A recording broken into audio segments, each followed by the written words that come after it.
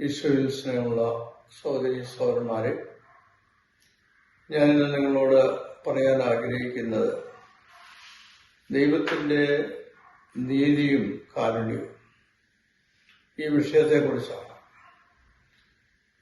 നീതിയും കാരുണ്യവും കേൾക്കുമ്പോൾ ഇമ്പം തോന്നുമെങ്കിലും അത് രണ്ടും വളരെ വ്യത്യസ്തമായ,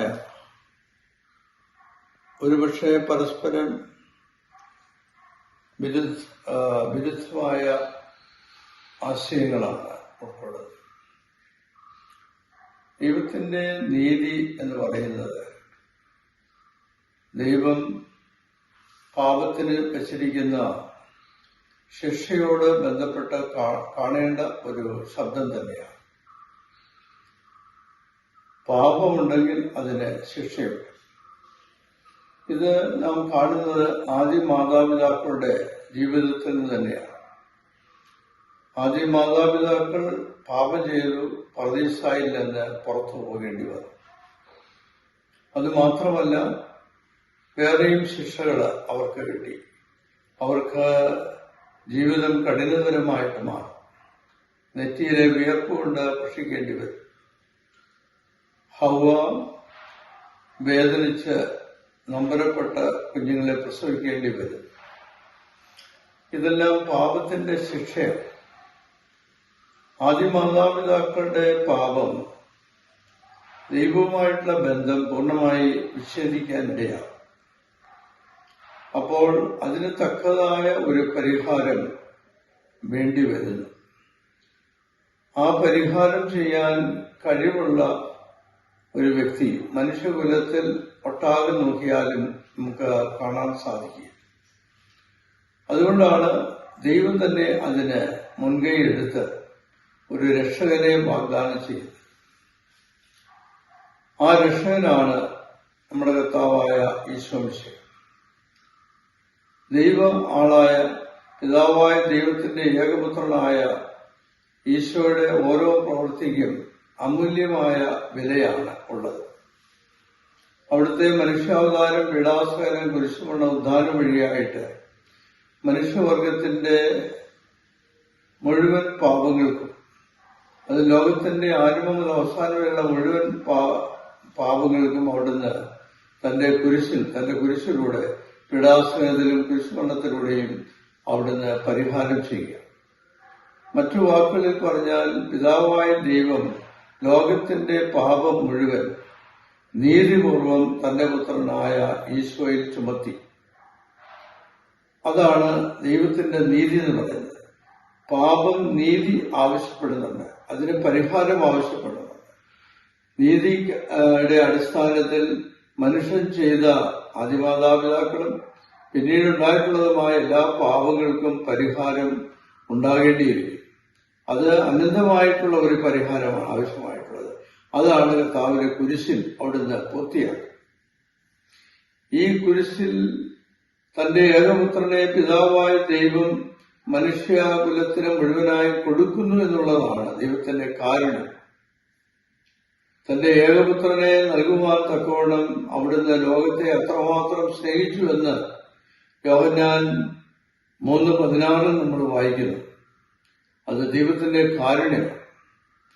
ദൈവം മനുഷ്യവർഗത്തെ സ്നേഹിക്കും. മനുഷ്യവർഗം ദൈവത്തിനെതിരായി പാപം ചെയ്തുവെങ്കിലും അവിടുന്ന് കാരുണ്യവാനാണ്. മനുഷ്യന്റെ പാപങ്ങൾ ക്ഷമിക്കാൻ അവിടുന്ന് തയ്യാറാണ്. പക്ഷേ അതിന് ആനുപാതികമായിട്ടുള്ള പരിഹാരം ഉണ്ടാകണം. അതാണ് കുരിശിലൂടെ നിർവഹിക്കപ്പെടുന്നത്. അപ്പോ കാരുണ്യവും നീതിയും പരസ്പരം സംയുക്തമായി സമ്മേളിക്കുന്നത് ഈശോയുടെ കുരിശിലാണ്. ഈശോയുടെ കുരിശിലൂടെ ശിക്ഷാവിധി പരിഹരിക്കപ്പെടുന്നു, ശിക്ഷ പരിഹരിക്കപ്പെടുന്നു. അതിന് തക്കതായ പരിഹാരം ഉണ്ടാകും. മനുഷ്യവർഗത്തിന് മുഴുവനും വേണ്ടി അവനെ താങ്ങാനും പൂർത്തിയാക്കാനും കഴിയാത്ത പാപത്തിന്റെ പരിഹാരം ദൈവപുത്രനായ ഈശോ മിശിഹ തന്നെ ഏറ്റെടുത്ത് ചെയ്യുന്നു. അതാണ് നീതിപൂർവമായ പാപത്തിന്റെ പരിഹാരം. പിന്നീട് മനുഷ്യകുലത്തിന് നിർവഹിക്കപ്പെടേണ്ടത് അവരുടേതായ ഒരു നിസ്സാരമായ പാപപരിഹാരത്തിന്റെ പങ്ക് മാത്രമാണ്. അത് അവരുടേതായ ഭക്തജീവിതത്തിലൂടെ, വിശ്വാസ ജീവിതത്തിലൂടെ, ആധ്യാത്മിക ജീവിതത്തിലൂടെ, വിശുദ്ധ കുർബാനയിലൂടെ, അതുപോലെ തന്നെ ജീവകാരുണ്യ പ്രവർത്തികളിലൂടെ, മറ്റ് നോമ്പ്, ഉപവാസം അങ്ങനെയുള്ള പ്രവർത്തികളിലൂടെയൊക്കെ പൂർത്തീകരിക്കാനാണ് സഭ ആഹ്വാനം ചെയ്യുന്നത് ദൈവത്തിന്റെ തിരിഹിതം അനുസരിച്ച്.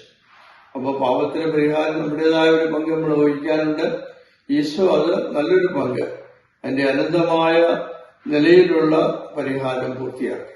അപ്പോ കാരുണ്യവും നീതിയും ഈശോയുടെ കുരിശിൽ കൂട്ടിമുട്ടുന്നു, സമ്യക്കായി സമ്മേളിക്കുന്നു. അത് രമ്യതയില് പരസ്പരം ആകുന്ന വിധത്തിലുള്ള ഒരു അവസ്ഥയിലേക്ക് നമ്മളെ എല്ലാവരെയും, ലോകത്തെ മുഴുവനായും നയിക്കും. അതാണ് ദൈവത്തിന്റെ കാരുണ്യവും ദൈവത്തിന്റെ സ്നേഹവും എന്ന് പറയുന്നത് പരസ്പരം വിരുദ്ധമായിട്ടുള്ള കാര്യങ്ങളാണ്. നീതി അനുസരിച്ച് മനുഷ്യൻ ശിക്ഷിക്കപ്പെടണം, ലോകത്തിലെ പാപത്തിന് പരിഹാരം ഉണ്ടാവണം. അതേസമയത്ത് ദൈവം അനന്തമായ കാരുണ്യമുള്ളവരാണ്, അനന്തമായ സ്നേഹമുള്ളവരാണ്. അത് രണ്ടും കൂടെ സാധാരണഗതിയിൽ പൊരുത്തപ്പെടാൻ പറ്റിയ, പക്ഷെ ഈശോയുടെ കുരിശിലൂടെ പിതാവായ ദൈവത്തിന്റെ രക്ഷാകര പദ്ധതി അനുസരിച്ച് അത് പരിഹരിക്കപ്പെടുന്നു. ദൈവത്തിന്റെ കാരുണ്യവും ദൈവത്തിന്റെ നീതിയും ഈശോയുടെ കുരിശിൽ വളരെ സമ്യക്കായി രമ്യതപ്പെടുന്നു എന്നാണ് നാം കാണുന്നത്.